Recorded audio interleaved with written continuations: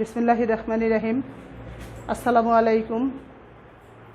মনমথুর ideal college আয়োজিত online ক্লাসে আমি মস্ত মাসুমা আক্তার, প্রভাষক রাষ্ট্রবিজ্ঞান, বরাবরের মতো আজকেও রাষ্ট্রবিজ্ঞান প্রথম পত্রের ক্লাস নিয়ে হাজির হয়েছি। আশা করি তোমরা সকলেই ভালো আছো। প্রিয় শিক্ষার্থীবৃন্দ, সাবধানে আসো। করোনাকালীন সময়ে বাসায় থাকবে এবং সাবধানে থাকবে, কারণ এখন আবার প্রকোপ আকার ধারণ করেছে। আমিও ভালো আছি আলহামদুলিল্লাহ। আমি এর আগে রাষ্ট্রবিজ্ঞানের ক্লাস নিয়েছি, প্রথম পত্র, রাষ্ট্রবিজ্ঞান প্রথম পত্র। সেখানে 3 যুগের দার্শনিকের কথা উল্লেখ আছে সিলেবাসে। প্রথমত আমি প্লেটো এবং অ্যারিস্টটল প্রাচীন যুগের দার্শনিকের ক্লাস নিয়েছি। এরপরে আজকে আমি ক্লাস নিব মধ্যযুগের দার্শনিক। মধ্যযুগের দার্শনিক যে কয়েকজন আছে তার মধ্যে সেন্ট অগাস্টিন এবং সেন্ট থমাস অ্যাকুইনাস। প্রিয় শিক্ষার্থীবৃন্দ, এখানে লক্ষ্য করো যে পাঠের শিরোনাম আমি দিয়েছি সেন্ট অগাস্টিন এবং সেন্ট থমাস অ্যাকুইনাস। আজকে সেন্ট অগাস্টিন এবং সেন্ট থমাস অ্যাকুইনাসের আলোচনা নিয়ে আমি এসেছি।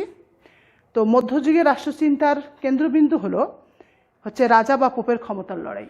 সেখানে এই রাজা বা পোপ অথবা চার্চ, এই চার্চের প্রধান হিসেবে তখন নিযুক্ত ছিল সেই সময়কার সম্রাটগণ, এবং ক্রমেই গির্জার শক্তি বাড়তে থাকে।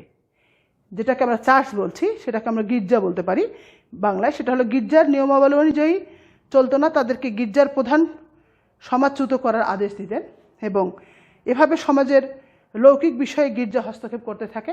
এবং পরবর্তীতে যে সম্রাটগণ ছিলেন তারা যে চার্চের দায়িত্বে ছিলেন, কিন্তু পরবর্তীতে চার্চের যে পোপেরা যারা ছিলেন চার্চকে পরিচালনা করবার জন্য, সেখানে বহু ধরনের শক্তি তারা সঞ্চয় করে এবং শক্তিধর হয়ে ওঠে, এবং তখন সেখানে এই পোপেরাই কিন্তু সর্বক্ষমতার অধিকারী হয়ে থাকে। আচ্ছা প্রিয় শিক্ষার্থীবৃন্দ, এটা হলো চার্চের কথা আমি বললাম।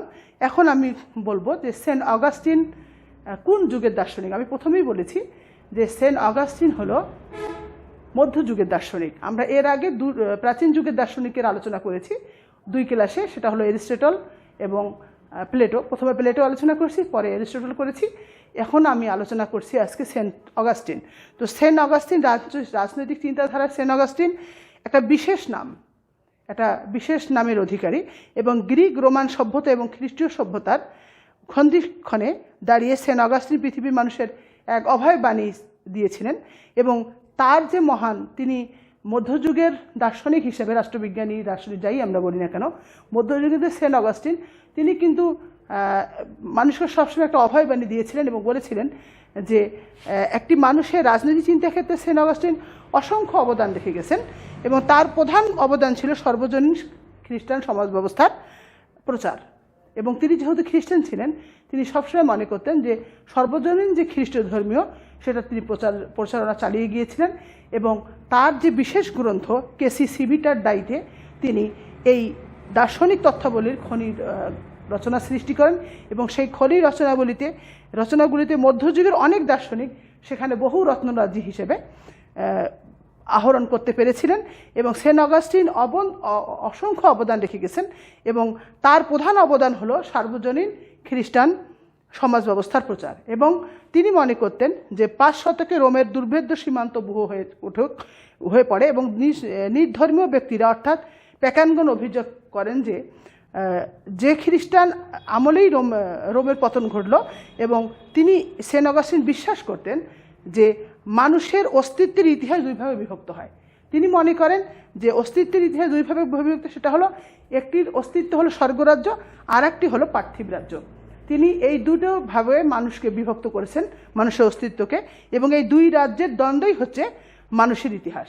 এবং এই মানুষের ইতিহাস এই যে স্বর্গরাজ্য এবং পার্থিব রাজ্য, তিনি স্বর্গরাজ্যকে আত্মার সঙ্গে তুলনা করেছেন, আর পার্থিব রাজ্যকে তিনি জগতের সাথে তুলনা করেছেন।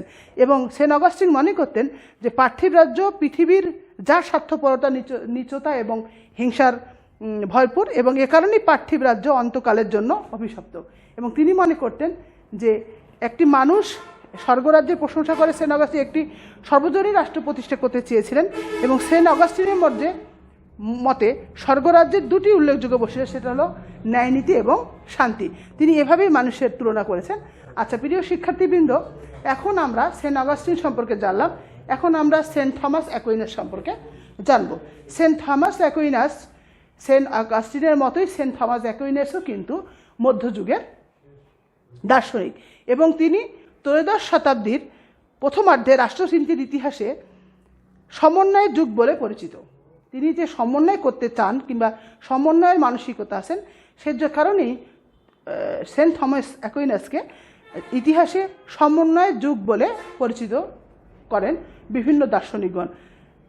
এবং আমাদেরকে মনে রাখতে হবে প্রিয় শিক্ষার্থীবৃন্দ যে সেন্ট অগাস্টিন যেমন মধ্যযুগের দার্শনিক, সেন্ট থমাস অ্যাকুইনাসও কিন্তু মধ্যযুগের দার্শনিক এবং তিনি কিন্তু ত্রয়োদশ শতাব্দীর প্রথমার্ধে মানে প্রথম অংশে তিনি রাষ্ট্রচিতি ইতিহাসের সমন্বয়ের যুগ হিসেবে পরিচিত ছিলেন এবং এ যুগে বিভিন্ন সংস্কৃতি কেন্দ্রের লেখক, দার্শনিক, তাত্ত্বিকগণ এবং ঐক্যনীতি প্রতিষ্ঠায় তিনি ব্রতী ছিলেন এবং যেখানে বিশ্বাস এবং যুক্তি, ধর্মতত্ত্ব ও দর্শন, খ্রিস্ট ধর্ম এবং গ্রিক সভ্যতার সমন্বয় ঘটে। এবং সেন্ট থমাস অ্যাকুইনাস তিনি তার যে সিসিলি ক্যাম্পানিয়া রাজ্যের উপকণ্ঠে বক্কানিক্কা নামে এক জায়গায় সেন্ট থমাস অ্যাকুইনাস 1225 খ্রিস্টাব্দে জন্মগ্রহণ করেন এবং সেন্ট থমাস অ্যাকুইনাস মাত্র 47 বছর বেঁচে ছিলেন এবং ওই 47 বছর বয়সের মধ্যেই তিনি এর মধ্যে বেশ কয়েকটি গ্রন্থ তিনি রচনা করেন এবং তার মধ্যে সাম থিওলজিকা হলো তার অমর গ্রন্থ। এই যে 47 বছর যে সেন্ট থমাস অ্যাকুইনাস বেঁচে ছিলেন এবং তিনি যে এই 47 বছর বয়সে, এই অল্প সময়ে, এই 47 বছর বয়সে তিনি কিন্তু বিশেষ কয়েকটি গ্রন্থ রচনা করেছেন এবং এই রচনার মধ্যে তার সর্বশ্রেষ্ঠ গ্রন্থ হলো সাম থিওলজিকা এবং তিনি এই গ্রন্থে উল্লেখ করেছেন যে প্লেটো এবং অ্যারিস্টটলের যে ধ্যান ধারণা ছিল সেই সময় তার সঙ্গে রোমের আইন ও খ্রিস্টান ধর্মের অপূর্ব সমন্বয় ঘটান এবং সেন্ট থমাস অ্যাকুইনাস অ্যারিস্টটল যে মতবাদগুলো দিয়েছিলেন, যেমন অ্যারিস্টটল কিন্তু বাস্তববাদী ছিলেন আর প্লেটো কিন্তু ভাববাদী ছিলেন, কিন্তু অ্যারিস্টটল বাস্তববাদী এই কারণে ছিলেন যে অ্যারিস্টটলকে বিভিন্নভাবে স্ট্রাগল করে জীবনযাপন করতে হয়েছিল এবং আমরা এর আগে অ্যারিস্টটল সম্পর্কে বলেছি। তারপরে আজকে যেহেতু সেন্ট থমাস অ্যাকুইনাস অ্যারিস্টটলের পথটাকে বেশি অনুসরণ করেছেন এবং অ্যারিস্টটলের মৌলিক দর্শনের যে প্রতিধ্বনি, সেন্ট থমাস অ্যাকুইনাস বলে যে মানুষের যা জ্ঞান তা এক ঐক্যের বন্ধনে কিন্তু আবদ্ধ এবং সেন্ট থমাস অ্যাকুইনাস অ্যারিস্টটলের চূড়ান্ত কার্যকর বা চূড়ান্ত লক্ষ্যের তত্ত্বে বিশ্বাসী ছিলেন। অ্যারিস্টটল কিন্তু চূড়ান্ত লক্ষ্যের তত্ত্বে বিশ্বাসী ছিলেন এবং তিনি অ্যারিস্টটলের পদ অনুসরণ করেই তিনি অ্যারিস্টটলের যে কার্যপ্রণালীগুলো, যে কার্যকলাপগুলো মানুষ সম্পর্কে কিংবা একটা রাষ্ট্র সম্পর্কে যে সমস্ত মতবাদ পেশ করে গেছেন সেগুলোকে নিয়েই কিন্তু সেন্ট থমাস অ্যাকুইনাস অ্যারিস্টটলের পদ অনুসরণ করে তিনি কিন্তু সেই মতে বিশ্বাসী হয়ে কিংবা তার পদকে পছন্দ করে সেন্ট থমাস অ্যাকুইনাস কিন্তু চূড়ান্ত কথা বলেছেন যে অ্যারিস্টটল রাষ্ট্রের যে চূড়ান্ত কার্যকরণ বা চূড়ান্ত লক্ষ্যের তত্ত্বে বিশ্বাসী ছিলেন। তিনি অ্যারিস্টটলের মতেই কিন্তু বলেন যে প্রকৃতির রাজ্যে প্রত্যেক বিষয়ই তার নিজের উদ্দেশ্য বা সম্পূর্ণতা প্রাপ্তির জন্য অভ্যন্তরীণ প্রেরণা দিয়ে কার্যরত থাকে এবং প্রকৃতির অংশ হিসেবে মানুষের চরম লক্ষ্য বা উদ্দেশ্য আছে এবং তিনি কিন্তু নৈতিকতাকে বিশ্বাস করতেন। অ্যারিস্টটলের মতে অ্যাকুইনাসও কিন্তু দাসত্ব প্রথাকে সমর্থন করেন, কিন্তু অ্যারিস্টটল যে দাসত্ব প্রথাকে সমর্থন করেছিলেন, সেন্ট থমাস অ্যাকুইনাসও কিন্তু দাসত্ব প্রথাকে সমর্থন করেছেন এবং অনুসরণ করেছেন। কিন্তু সেন্ট থমাস অ্যাকুইনাস তিনি কিন্তু পৃথিবীতে যে রাষ্ট্রের প্রয়োজন অত্যন্ত বেশি, কারণ পার্থিব সুখ স্বাচ্ছন্দ্য রাষ্ট্রই কেবল মেটাতে পারে।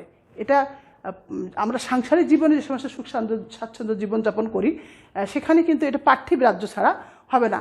কাজেই সেন্ট থমাস অ্যাকুইনাস অ্যারিস্টটলের পদ অনুসরণ করে যে সমস্ত বক্তব্য কিংবা লিখনে লিখে গেছেন, কিন্তু তার মধ্যেও কিন্তু সেন্ট থমাস অ্যাকুইনাস বলেছেন যে একটি মানুষের পার্থিব জীবনে যে সমস্ত সুখ স্বাচ্ছন্দ্য এটা কিন্তু পার্থিব জীবনেই মানে সাংসারিক জীবনেই কিন্তু এটা সম্ভব, এটা কিন্তু অন্য কোনো জগতে সম্ভব নয়। কাজেই সেন্ট থমাস অ্যাকুইনাস কিন্তু নৈতিকতাকে বিশ্বাস করতেন এবং তিনি যে মনের ভিতর থেকে যে সমস্ত কথাগুলো তার আসতো সেখান থেকে তিনি সব একটি রাষ্ট্রের জনগণের কথা চিন্তা ভাবনা করে তিনি কিন্তু কিছু লিখনী লিখে গেছেন। আজ এই পর্যন্তই থাক। আগামী দিনে অন্য দার্শনিক, মধ্যযুগের দার্শনিককে নিয়ে আলোচনা করব। তোমরা সবাই ভালো থাকবে, সাবধানে থাকবে। আল্লাহ হাফেজ।